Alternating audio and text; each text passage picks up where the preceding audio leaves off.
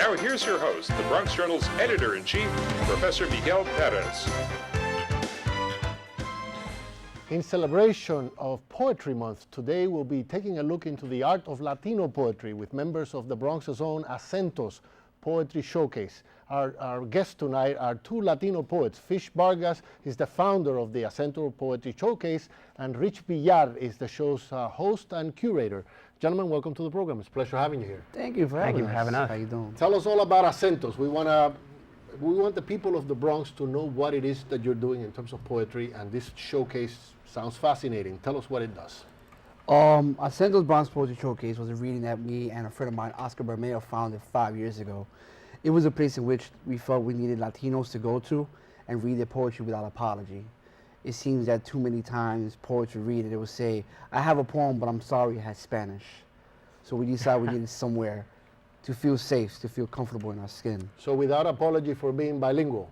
That's bilingual, right. Latino, yeah.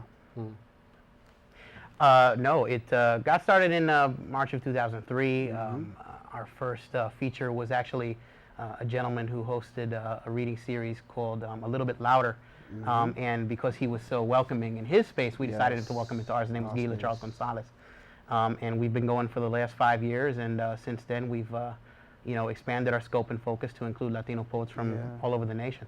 But when you say it's been going, what has been going? What do you actually do? You hold forums, you hold events, are you looking for a permanent poetry club? Well, no. What we've been doing in the Mott Haven section of the Bronx is basically hosting an open mic and a poetry reading featuring poets of Latino descent for the last 5 years. And when I say Latino descent, of course, I'm talking about poets.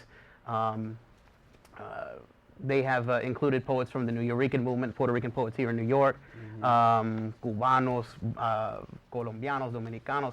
And in the last few years, we've been reaching out to some of our brethren out in California and our sistren and brethren in California and in Texas and in other places to bring them up to the Bronx and show that Latino poetry has a wider, wider scope than some folks may figure. And how often does this happen? How often do you get together? Is it like every second and fourth Tuesday. Every second and fourth Tuesday. That is correct. At night? At night at 7:30 at a place called the Bruckner Bar and Grill. The Bruckner Bar and Grill. And what kind of a turnout do you get? On occasion, when we first started, 60, 70 people. During the hot summer months, maybe 15, 20 people. So it varies. It varies between who the feature is. We have a wonderful reader like Martin Espada who will come out and get maybe 200 some odd people. Or we can have someone maybe like me and get maybe 20 people. So just so you're the founder. Yeah, you'd be surprised. Martin Espada, Pulitzer, you can win the Pulitzer. I've just started.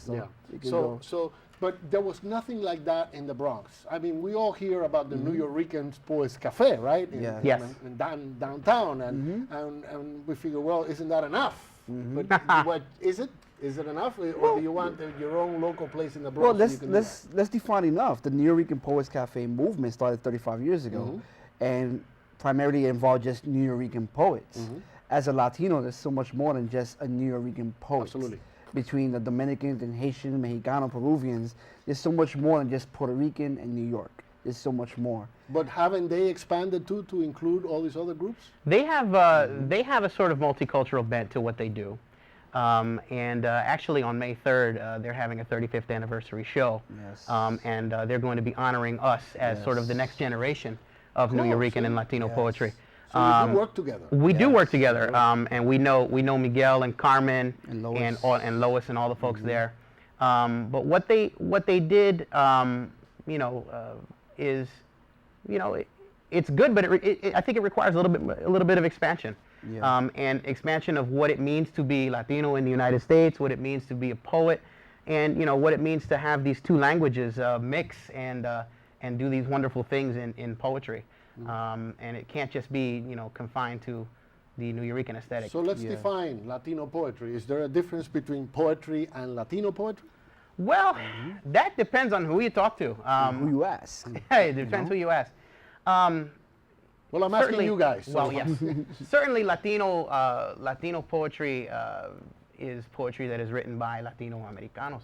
But I think in the last, especially the last 10 years or so, there's been a movement among poets to sort of move away from the easy narratives of home and identity, and into more complicated issues of language, and how second and third generation Latinos fit into this this melange of craziness that we call the United States. Yeah. And the work is moving into a whole different realm of complication beyond those traditional topics. And I'm sure for the audience, it must be kind of like inspirational to hear you guys, because what you talk about is the reality of what it's like to be a Latino in the United States in your poetry, right? Sure. We try our best to just give everyone a real good bird's eye view of who we are and what we do, to using what we call the proper poetic tools. You know, not many people actually get on top of the stage and read the perfect poem. Even us as poets and writers, you can't always find a perfect poem. But we hold workshops. I give out my number like you wouldn't believe. And you know what? If you want to learn poetry, you want to get dedicated, you want a passion for it, give us a call and we'll help you. Which is what the New Eurekan movement. It's interesting you bring that up. The New Eurekan movement, when it first hit, Pedro Pietri especially was sort of the poet laureate of that movement. Yeah. I knew Pedro. Oh, you did? Yeah. Oh, wow. Pedro was big on what is called the first draft phenomenon, and that's what he kind of described the New Eurekan movement as. First And draft. that's what we honor at the open mic. You bring your new stuff. You bring your untested drafts, and you read it among peers who are going to who are going to critique you, and give you the kind of support you need, and a safe environment that is not necessarily judgmental because they don't understand Spanish or they don't understand the nuances you come from or the references that you make. It's going to be In a way, it's almost like a comedy setup, as a comedy club where the guys stand up or girls stand up and try out their stuff among their peers. And in a weird way, yeah.